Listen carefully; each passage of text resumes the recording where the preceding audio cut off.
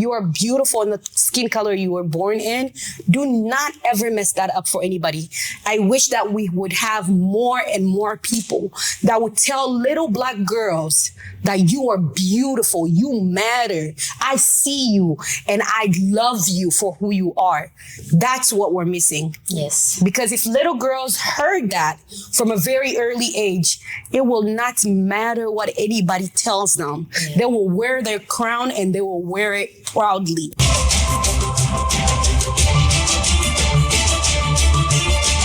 Hi, and welcome back to another episode of Emo Talk Show. This is your platform for everything social issues impacting Africans in the diaspora. Here we come to talk about them and we come to spark a conversation. Today, I have another topic that I've brought to you guys, and my guests today are going to shed some lights on it. Now, I'm your host, Talia Mulimba. You guys already know that. And if you don't know that, we have issues and we need to talk. Go ahead and share it so that you're not being a gatekeeper, all right? I would like to introduce, or my guests introduce themselves, and then we'll get into this. Hi, my name is Aman, and I am from South Sudan. Great. Hi, my name is Masoka Mkombozi, and I'm from Democratic Republic of Congo. All right, DRC in the house. You know we love it. So today we'll be talking about skin bleaching. This is a topic I've been passionate about since I was a little girl. From an early child, I had a woman in my life who told me, like, Talia, you are beautiful in your dark chocolate skin. When you go to the United States, never bleach. Because people go over there and they just seem to lose their African beauty. So don't do that to yourself. And I held that from the age of like 9 up until now. And I've been so passionate about this topic. So as we talk about it today, ladies, I want to ask, what are some reasons people give for bleaching? Well, the thing is, people don't actually admit to bleaching. But those who do, it's societal pressure. Well, they honestly truly believe that being dark-skinned is not pretty. Okay. What about you, Masoka? Well, I do agree with Aman. Yeah. Being dark is not beauty. And culturally, we have a song that says, it means we've received a child who is white from abroad. So when a mother gives birth, there is that song, specifically for our community. For the birth of the child. Yeah, for the birth of the child. Mm-hmm. And for me personally, I would say there are reasons or excuse that makes us feel better while we bleach. And I'll give personally an example when I try to do it. You're a bleacher. So you used to bleach. Well, just a little bit. Just a little bit. But I would say one of my excuses was that I want to get rid of the pimples that I have. Acne. Yeah, the acne. I'm like, there's so many acne, but for me, looking back right now, it was just an excuse to make me feel better. Okay. That's one of them. And there was that peer pressure also. Your whole community is bleaching, people you live with, they're bleaching. So you're like, it must be worth it to bleach because everybody want to be white. So those reasons really, and like you said, nobody ever admitted, like, I'm bleaching. And they're like, no, I'm just using regular lotion. And another thing people will say is, oh, I'm just toning my skin. So people will use, like, there's a languaging around it. People will say they're toning. Mm-hmm. People will use words such as, like, they're evening out their tone, they're brightening the natural color they were born in. And so people never really admit to that, like to them bleaching, but they will say, oh, I'm maintaining. Oh, that's the other word. Yeah, people will say, I'm maintaining my skin tone. And so you have, I think the reason why people don't admit to it is because it's frowned upon. Like, people know that this is a behavior that isn't as acceptable, but it's silently accepted, right? Because a lot of people are doing it, right? So I think it's interesting that it's that way. Oh, for Masoka, you said that, like, you were peer pressured into it because you had acne, right? What then do we do about kids that could be in your same predicament that you were in? What do we do about that? I think after I stopped bleaching, and my skin is so hard, it wouldn't go like. That's how bad it was. Like, you have too much melanin. Yeah, like only right here on my nose, and then it's just my nose. But everything else is just dark. And no matter, I didn't used to put the Prozone. That's what they call. So that, yeah, so like the drops. Yeah, the drop. I didn't used to put the drop. I would just. My nose would be light and here. So today I can do this because my skin is even, but it was so uncomfortable. Yeah. Because they're like, oh, do you put henna on here? Oh!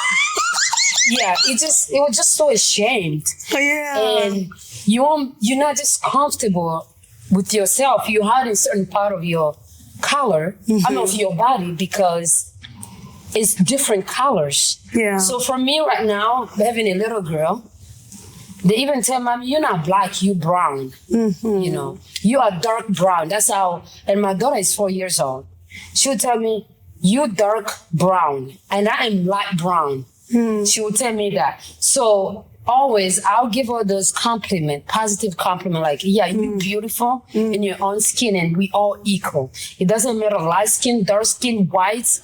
It does not matter. You're just beautiful. And her seeing me not doing it, it really helps her to build her self-confidence. Like, my mother's not doing it, therefore it's not that important, no matter what say outside of the community. So it starts in the home. In the home. You start in your own home, like, I need to stop this. Because if your daughter see you doing it, that means it's okay for her to do it. There's nothing you can do because you're not just the example. Yeah. So you have to set that example first. Well, I have a comment because like at the house we don't talk about skin color at our house. Right. Mom doesn't bleach, our parents don't bleach. But I am a lighter tone than my siblings. And outside people will notice that and they'll point it out, especially with my sister, the one that's closest to me. I was pointing, they're like, oh wait, why are you lighter than her? And I'm like, I always just look at them, but I can see how it can affect her, even though I'm still dark skinned. And then the reason why I even attempted to bleach one time is because I don't know if you can see this is lighter than this. Yeah. So I was like, I wanted to even this with this. But then after I started to change this, like she said it was different colors, I stopped immediately. So you too, you tried bleaching. I did. Hey! Once you started to see how it was weird, like made my skin weird, I was like, nah. I'm cool with that. But there's kids who get that pressure where one is lighter than dark, especially when they're girls. One's darker than the other, they'll probably continue bleaching because other people are saying it, even if their parents aren't. Especially when you don't have that close communication with your parents. Yeah. I like those points. I just want to point out that like sometimes we get it twisted. People who are bleaching don't want to be white. Can we all agree on that? They don't want to be white, but they want the privileges that comes with being lighter skin tone. Because we see in a lot of industry, right? Like the media, the entertainment industry, if someone is lighter, they're more likely to get more roles than someone that is not lighter. If you are darker skin, like there's a whole epidemic here in the United States where like darker skin tone, Hollywood actor and actresses are now like starting to be represented more than they have in the past because they've started to speak out about colorism in the United States. And that has made a difference. In Africa, it's the same thing. Everybody that's in the media are somewhat lighter skin.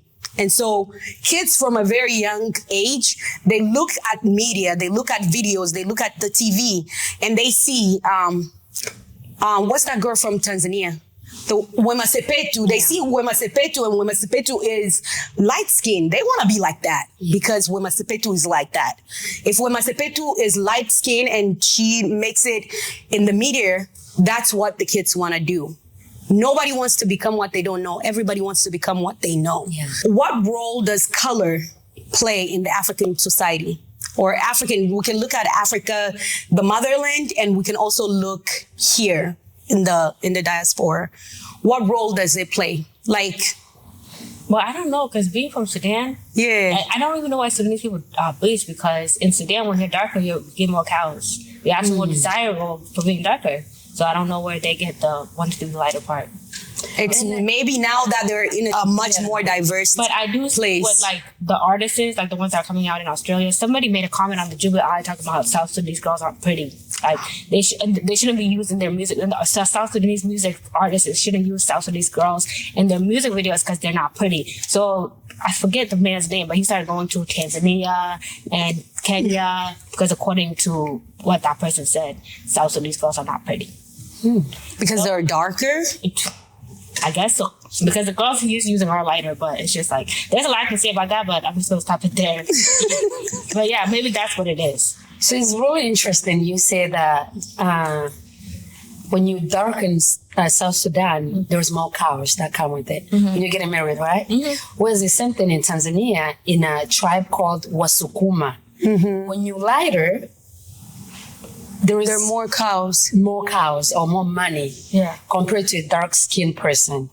So that's where that internalized self-hate comes from, because, okay, you're expected by the standard of beauty, which is white is better than black, right? That's the standard, and everybody's trying to meet up to that standard. So you have cultures where they've embedded into that culture, like light skin is better than dark skin. Like there's a lot of dispelling that we have to do. There's a lot of unlearning that as a people we have to do, because we've internalized self-hate. And I say that without any shame whatsoever. We have to learn to love ourselves. We have to learn to love our skin and to love our children and the skin that we're born in, for our children to then love the skin that we're born in. Because you can only give what you've received. Yeah. For kids, right? Like if from an early age you know that light skin is better, that's what you want to be. That's what you want to be. Yeah. But it is interesting that South Sudan is like that. So I wonder, is it because of being in America and the melting pot? I just forgot that we went to Egypt, and in Egypt it is very harsh on dark skin. But there's people who don't go to Egypt, so I don't know where they get that from when they don't go to Egypt and have to deal with the racism. So before they come here, we went to Egypt. There's people going to Kenya and Ethiopia. Yeah, in Egypt they're very racist.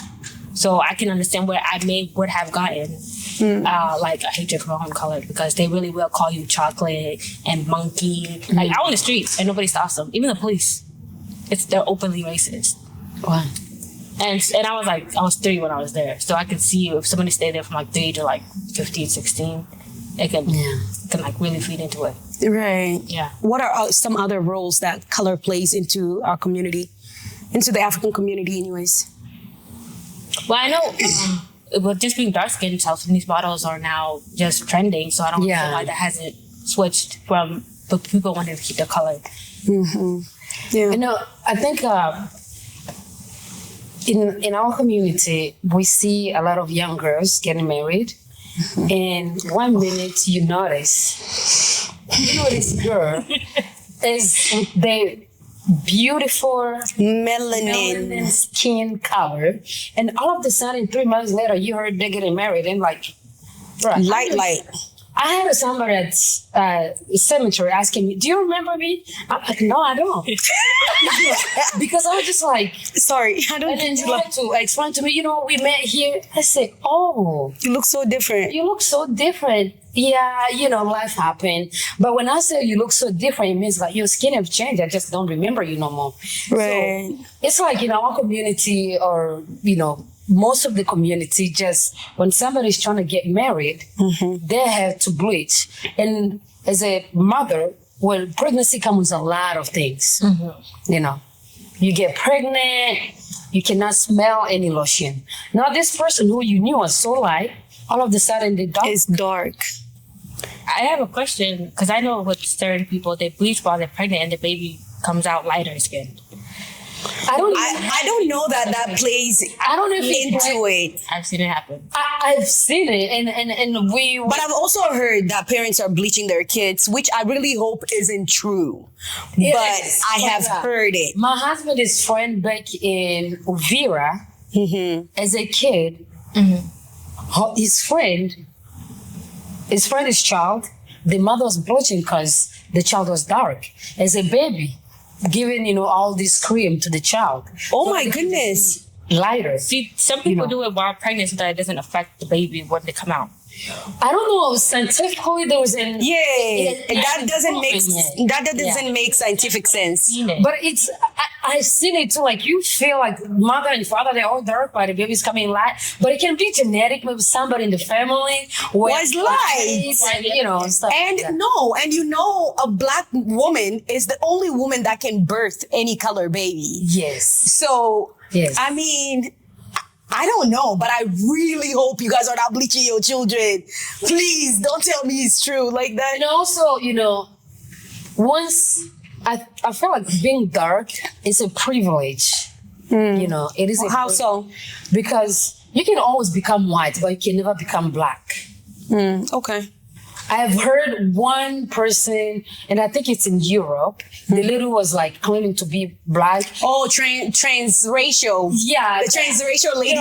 That's the only person. She's British, right? Yes. That's the only person I've ever heard that they want to be black, but it was so hard for it to become black, then to become white. That means your color, it's like a gold. And even though people are bleaching because the standard of beauty is light skin, and they want to be that light skin, they are not trying to be white. They're just doing it for the access that whiteness gives them. So then, besides getting into industry, like entertainment, a girl that's bleaching. Let's go back to the example of the Congolese community. Congolese community girls, and I'm not saying that it's all of them, but a majority of girls will bleach three to 6 months before they get married to be lighter for their wedding day, to look better for their wedding day. The reason they're doing that is because they think that lightness will make them more beautiful. Aman and I were talking about how the way that bleaching creams are advertised, the majority of the time, right? Before we had Caro White, that was the brand everybody knew. Yeah. And that was made by Asians or something like that. Yeah. But now we have African brands and we have a lot of them. Oh, I didn't know. And African people will come to you. There's a lady on Instagram. She's almost invisible white. She's so light. And she'll come and she'll say, I don't know the word for it in Yoruba, but it's a word that says light, this will make you light. And she comes, you know how Nigerian people talk. Yeah. She'll come off and she'll look at she'll put up the bottle and she'll be like, buy this. When you buy this, there'll be no knuckles showing. Everything will clear. And then people in the comment sections are like, but your elbows are not agreeing, ma. Your elbows are not agreeing. So it's also the messaging that people that are making it are the way they put it, but also the fact that we ourselves are making these creams. Yeah. It's no longer being we're no longer being invaded by other nationalities, by other races. It is us ourselves. And that makes a difference. And you find that those people they are very, very light. The people selling are very light because they have to show that their products work. Yeah, they have to. Right? First, yeah. I think with that whole wedding thing, I think because you guys are pressured into marriage a lot younger than versus Sudanese at least. So I think they want to be married and men are going for the younger, lighter skinned woman. So they bleach so that they get married faster because that's what is being told they need to do. Now, no. The bleaching comes after the bride's price has been paid. Yes. It comes after the engagement, the introduction stage. So once a woman brings a man to her house, her parents will then sit her down. I don't know if it's her parents because I haven't been in the situation, so I don't really know how that goes. Yeah. But from the young ladies that have been through it, it's your family members will sit you down and they'll buy bottles and bottles of. I once had a Congolese man tell me, "Oh wow, you're so pretty. I've never seen a pretty dark-skinned girl before." And I was like, "What?"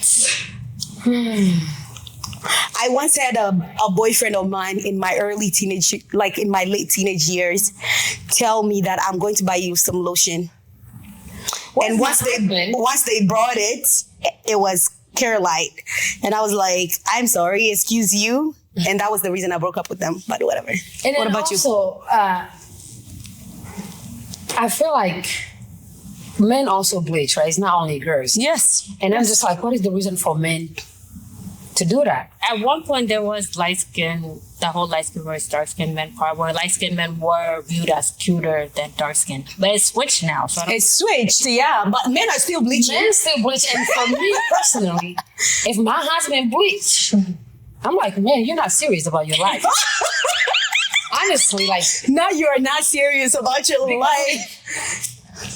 What are you going to tell me? Like, how do people, I feel like when I was bleaching, I had that, like, people were not taking me serious. Oh. You know, that's how I felt. Like, because you greeting people and, like. Yeah, but Masoka, they don't have that problem anymore.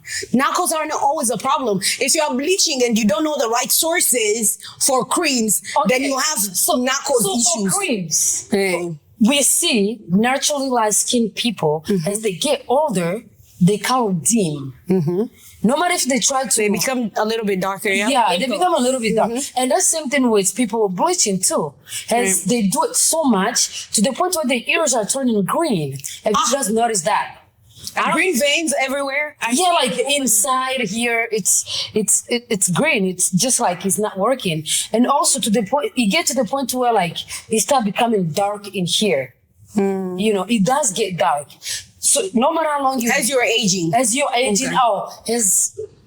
like if you have used this lotion for so long, to the point where it's not going again with your body, it turns against, the lotion starts turning against you, you know. So for me, personally, I would say like, you can always be light, but you can never be dark because you lose the melanin. I used to be like, I wasn't light, I wasn't dark.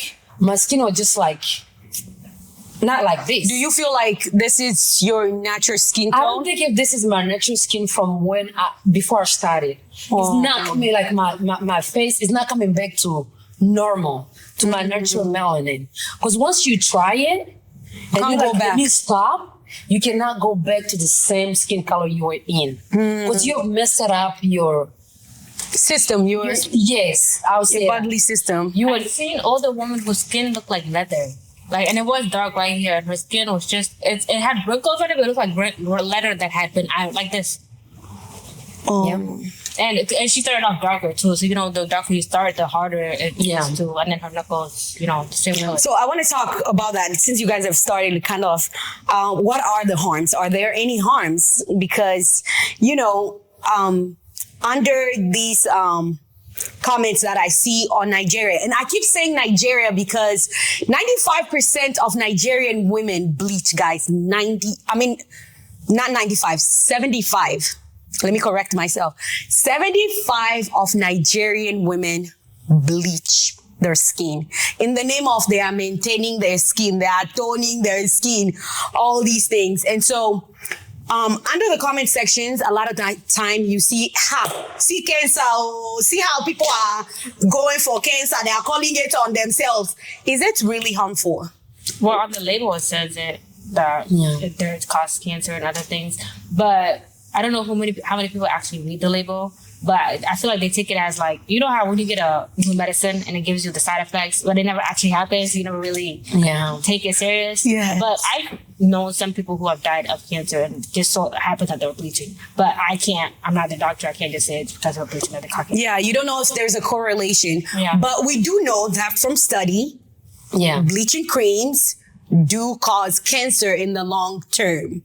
And so be careful, people. Yeah, and there was a study done by the Minnesota University that shows certain mercury that can be in bleaching. And there is more inside nowadays than it used to be. And they say if it passes a certain amount, then you should not use that, so harmful. It can cause skin problems, it can cause cancer. And to my surprising, go to where women are giving birth, African women giving birth. They light everywhere, but the stomach is way too dark. That's when you notice the true color. So as a young kid, when I used to see that, like, not just where they're giving birth, like you see them, like, it's just the stomach is dark. And so why you not putting, why not the whole body? Because they know. I even know that I've been in conversations where women are talking and they'll say things like, oh, remember when you're bleaching, don't bleach your stomach. Because Africans, if there's something that they deem important, is their womb. They don't want anything to get in the way of their womb. So if they've been told that it will mess with their fertility rate, they don't want to deal with it. Also, it was through, like, if a woman is having complication during birth, they want to do cessation, it takes longer to heal if you're bleaching. So, to me, they know, the community knows the implication that comes with bleaching, but yet we're still doing it. Yeah. Because if you're not bleaching your stomach to the sake, like, if I give birth, just in case I'm gonna have cessation, then that womb will take so long. Because every woman that bleach right now, their stomach is black. I did hear that it removes layers of your skin. So if you cut, you bleed a lot. Oh, yeah. The wound takes longer. It's even hard, even when you get cut as you bleaching, it takes longer for you to heal. Yeah. Because you're removing layers of your skin that's supposed to be there. Yeah. So there are complications that come with it, and we know. Have you guys seen these videos online where they are doing this black thing? Like, you guys know Jamaica, it has one of the highest rates of, like, bleaching. They have this new thing where they'll put this cream. It's like black. They'll put it all over you and then they wash it off. Oh yeah, and then you turn white when it comes off. It turns white. Like, I've seen it. It's like a tar, like, tape thing. You just put it on, wash it off. Is that real? Or just... Yeah, and then you come out. I think it's a new thing. People are doing it. But does it have the same, like, effects as bleaching cream, like side effects? I don't know. I don't know. But I think that, like, there are so many influences when it comes to, like, media influence. Yeah. Like, little kids now have electronics. They're on TikTok all the time. And we're seeing these things on TikTok. There's Nigeria has Jenny's Glow. Jenny's Glow is everywhere. It's a cream and everybody's into it. They are buying from her. They're doing all these things. You guys know Bobrisky, the trans Nigerian. Please tell me you know Bobrisky. Oh, yes. I know her. Bobrisky has... I know him. Her. Bobrisky identifies as a woman, no? As a woman. Is a she. Okay. She has a bum. She has this. She has everything. And also, she is very, very light. Bobrisky, like, started from the dark. I think it was as dark as you, Yaman. And, like, Bobrisky will sell her product very proudly. The way she talks about it, she'll be like, "Hey, you people, now come to your girl. Everything is here."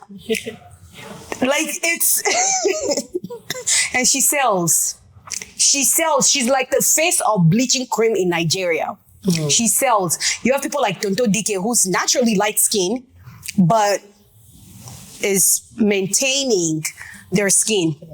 And so other light-skinned people, not only do dark-skinned people want to be light-skinned people want to be lighter than light.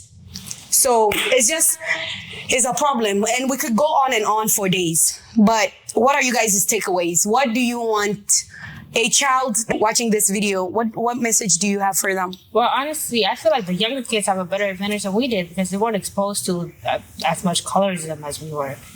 So I feel like what you see on TV, on the social media, is what, like, the culture, the messages that you get is what you will believe. So you should try and target yourself towards positive things so you don't get bad feelings about yourself. Yeah. I agree with your man. And you're beautiful, no matter what color you're in. As long as it's your natural color, you are beautiful, and you should take that as a gift. It's a gift to being dark. There's nothing wrong with being dark. And there's nothing wrong with being light. If you were born light, then great. Yeah. Yeah. If you're born dark, it is even. I'm always saying when summertime comes, we do get dark, but it's still glowing, you know. Mm-hmm. So I take an advantage of being dark right now. Like I go everywhere, especially with my hair, my short hair. They're like, "Girl, you're so beautiful. Even your skin color." Mm-hmm. I say, even if you tell me you're not being honest with yourself, that's your business. But I appreciate your comments. Mm-hmm. I embrace my darkness. Yeah. Because everybody just like, you're such a natural girl. Mm-hmm. You know, and I don't wear makeup all the time. With my pimples or my acne, they still see me beautiful because they see the confidence that I have in myself. And maybe that's what beauty is about. Beauty is about confidence. So even if you're dark, you light, just have that confidence in yourself that you matter, your color matter, your natural color matter. Because bleaching comes with a lot of side effects, and all these people that's selling this product, it's just marketing.